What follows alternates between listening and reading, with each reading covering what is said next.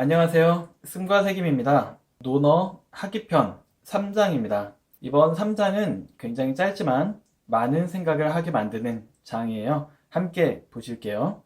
자왈 공자께서 말씀하시기를 교언영색 선의인 말을 교묘하게 하고 얼굴빛을 좋게 꾸미는 사람 중에 인한 사람이 거의 없다.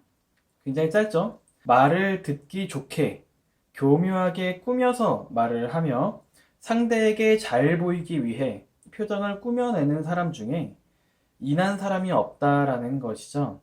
이 말을 뒤집어서 얘기를 하면 인한 사람은 남에게 듣기 좋게 말을 꾸며 하지 않으며 환심을 사기 위한 거짓 웃음을 짓지 않는다라는 말이 되겠습니다. 하기편 1장에서는 배움의 즐거움과 자세를 말했고 하기편 2장에서는 행실의 근본인 효제, 즉 집 안에서도 섬기고 밖에서도 다른 사람을 섬기는 것이 군자 행실의 근본이며 이에 힘쓰면 인에 이르는 도가 생긴다고 얘기를 했죠. 이번 하기편 3장에서는 경계해야 할 행실에 대해서 이야기를 하고 있습니다. 남에게 듣기 좋은 얘기를 하는데 왜 인하지 못할까요?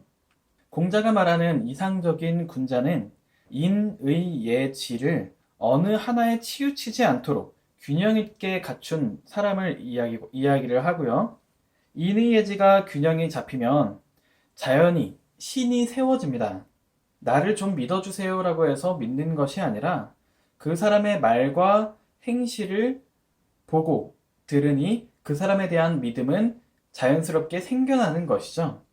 믿음은 내가 익히는 것이 아니라 생겨나는 거죠. 다른 사람의 마음을 내가 컨트롤할 수는 없으니까요. 뱉은 말을 지키며 믿음직스럽게 내가 꾸준히 행동을 한다면 그 사람을 자연스럽게 믿는 마음이 생겨나는 것이고 말은 시원시원하게 하면서도 행실이 따라주지 않으면 그 사람을 믿을 수가 없겠죠. 듣기 좋은 말을 하며 표정을 꾸며낸다는 것은 그 사람의 본심은 그렇지 않다는 뜻이고 다르게 말하면 다른 속마음이 있다는 것이죠. 그리고 그것은 10중 8구 이득을 위한 아부와 아첨인 경우가 많습니다. 외모가 못나고 말 더듬는 사기꾼이 없다고 했습니다. 사실 이는 공자가 살던 춘추 전국 시대가 굉장히 혼란스러운 시대였기 때문에 나라와 나라를 오가며 아첨하고 이득을 취하고 임금 옆에 붙어서 나라를 혼란스럽게 하는 간신과 여러 관료들에게 하는 말이기도 하지만 오늘날 우리가 생각하기에도 틀린 말이 아니죠. 사기를 당하는 사람은 자기 욕심에 걸려 넘어진다고 했습니다. 조금 더 이득을 보기 위해, 다른 사람보다 조금 더 싸게 사기 위해, 조금 더 돈을 벌기 위해, 또 더 편하게 살기 위해 등등 사기꾼들은 그 사람들의 욕심을 건드리는 것이죠. 이러한 사람들은 교묘하게 듣기 좋은 말을 하고 표정은 한없이 신뢰가 갑니다. 사기꾼 같은 이러한 사람들이 나에게 꼬이지 않도록 하기 위해서는 내가 스스로 욕심을 덜어내는 것이 가장 슬기로운 방법일 겁니다. 사기꾼들은 욕심의 냄새를 맡고 오거든요. 한 걸음 더 들어가서 생각을 해볼게요. 사람들은 이런 이야기를 교원영색하지 말라라는 이야기를 들을 때 보통 남의 이야기로 듣거든요. 아, 그런 사람을 만나지 말아야 되겠다. 하지만 내가 교원영색하는 사람이 아닌가도 한번 생각을 해보는 건 어떨까요? 직장 상사나 거래처나 또는 고객과 같은 대부분 금전관계 또는 사업적으로 엮인 사람 앞에서 교원영색하는 자신을 발견하는 경우가 많아요. 물론 우리가 사기치려는 마음이 있는 것은 아니지만 속마음과 다른 행실을 하는 경우가 너무나 많죠. 친절하지 말라는 뜻은 아니에요. 이거를 다른 사람에게 친절하지 말아라 아니면 듣기 좋은 얘기를 하지 말아라 이런 뜻으로 받아들이시면 곤란하고요. 바로 저번 시간에 인의 근본인 효와 재, 다른 사람을 공경하고 섬기는 것이죠.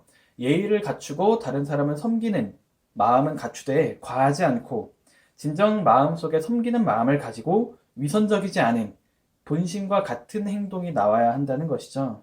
어떻게 하면 저 사람에게서 더 무언가 끌어낼까 하는 생각이 들어가게 되면 나도 모르게 나의 표정과 말은 교원영색을 하고 있는 경우를 발견할 때가 많이 있어요.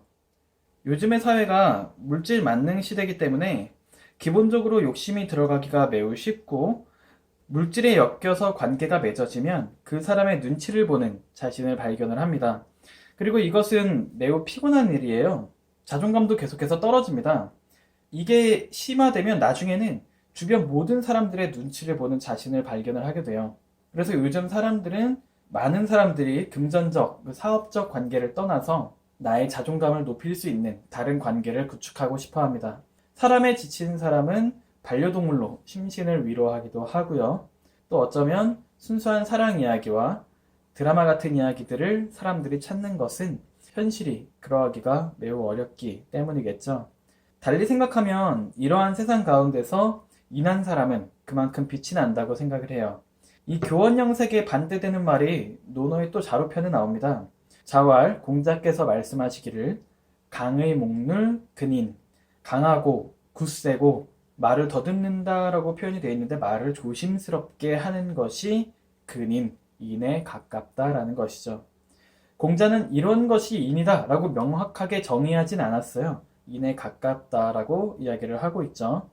참 혼란스러운 세상, 섞여서 그냥 편하게 살면 참 좋을 텐데, 다들 물질을 쫓으면 나도 물질을 쫓고, 그러면 너무나 편하죠. 편하게 살아가면 좋을 텐데, 그리해서는 아무것도 남는 것이 없이 마지막에 후회가 남겠죠. 교원 영색하며 살 것인지, 강기 목노라며 살 것인지, 사람의 양심을 쫓아 사는 삶이 노력하고 정진하는 길이 어렵더라도 나를 가치 있게 만들어주는 것을 느낄 수가 있어요. 오늘도 마음에서 기쁨이 올라오는 하루가 되시기를 바랄게요. 이렇게 하기편 3장을 같이 나눠봤습니다. 생각이 쓰고 마음에 새기는 씀과 새김이었습니다. 감사합니다.